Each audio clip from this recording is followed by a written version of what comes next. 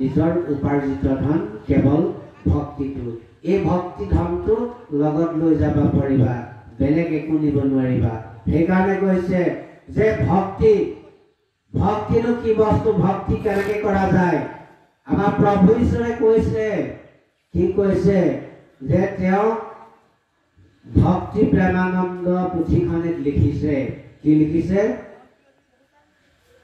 যে ধৰ্মৰ কথা সকলোৱে ক'ব পাৰে, পৃথিৱীৰ সমস্ত লোকে ধৰ্মৰ কথা ক'ব পাৰে, যে ধৰ্ম কি বস্তু, ধৰ্ম কেনেকে হয়, ধৰ্ম ক'ত পায়, ধৰ্ম ক'ৰ পৰা আহিছে, হয়নে?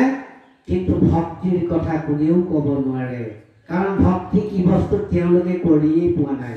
ভক্তি কেনেকে তেওঁলোকে আনৰ আগত কেনেকে ক'ব? গতিকে ভক্তিৰ বিষয়ে কোনেও ক'ব নোৱাৰে কৈছে।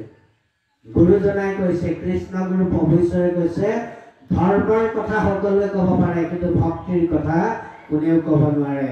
ভক্তি কি বস্তু তেওঁ নিজে কৰি পাব লাগিব। ভক্তি ক'ত? ভক্তি বোলে গুৰু বাক্যত। আৰু গুৰু বাক্য যদি পালনেই নকৰে ভক্তি কেনেকে সিজিব, হয়নে? আমি গুৰু বাক্য পালন কৰিছো নে নাই? গুৰুৱে আমাক বাক্য প্ৰদান কৰিছে সময়ে সময়ে, প্ৰত্যেক সময়তে আহে, প্ৰত্যেক সময়তে তেওঁ এটা উপযুক্ত সময়মতে উপযুক্ত সময়ত তেওঁ উপযুক্ত বাক্য কৰে, উপযুক্ত বাণী দিয়ে। আৰু সেই উপযুক্ত বাক্যসমূহ বাণীসমূহ আমি পালন কৰিছো নে নাই? এতিয়া কলিৰ শেষ সন্ধিক্ষণত কল্কি ৰূপে অৱতাৰ ধাৰণ কৰি কৃষ্ণ গুৰু প্ৰভুৱে আমাক বাক্য প্ৰদান কৰিছে, আৰু কৃষ্ণ গুৰু ভকতসকলে সেই বাক্যসমূহ আখৰে আখৰে পালন কৰিবলৈ যৎপৰ নাস্তি চেষ্টা চলাইছে আৰু পৰাসকলে কৰি আছে। গতিকে সেইকাৰণে কৃষ্ণ গুৰু প্ৰভু ঈশ্বৰে কৈছে যে কৃষ্ণ গুৰু ভকতসকলে ভক্তি কৰিছে। প্ৰভু ঈশ্বৰে কৈছে কৃষ্ণ গুৰু ভকতসকলে ভক্তি কৰিছে, আৰু কৃষ্ণ গুৰু ভকতসকল জীৱন্তে মুক্ত। কোনোবা গুৰুৱে এইটো বাক্য কৰিছে নেকি? এনেকে কৰবাত কেতিয়াবা বাক্য কৰিছে নেকি?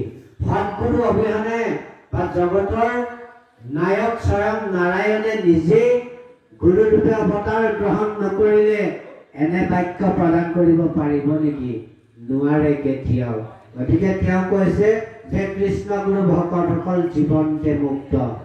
অন্য কোনো গুৰুৱে কিন্তু আজিলৈকে কোৱা নাই যে কৃষ্ণ গুৰু ভকতসকল জীৱন্তে মুক্ত। আৰু কৃষ্ণ গুৰু ভকতসকলে ভক্তি আচৰণ কৰিছে, ভক্তি কৰিছে। তো অন্য পন্থাত আমি ভক্তি দেখিবলৈ পোৱা নাযায়। যে নৱধা ভক্তি ইয়াতেই কৃষ্ণ গুৰু সমাজত নৱধা ভক্তি দেখিবলৈ পোৱা যায়। নৱধা ভক্তি, নৱবিধ ভক্তি।